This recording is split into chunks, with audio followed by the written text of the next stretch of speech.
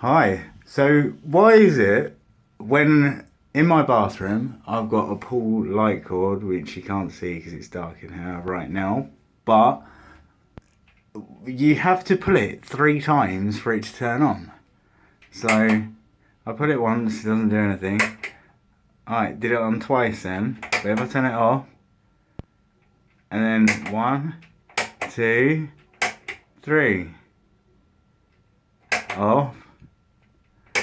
1, 2, 3. It's on. And I'm pulling it exactly the same amount each time.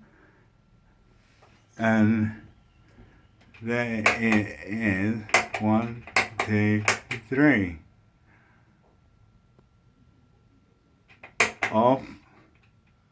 1, 2, 3. I don't know. I'm no electronics expert. If someone could tell me why, that would be brilliant.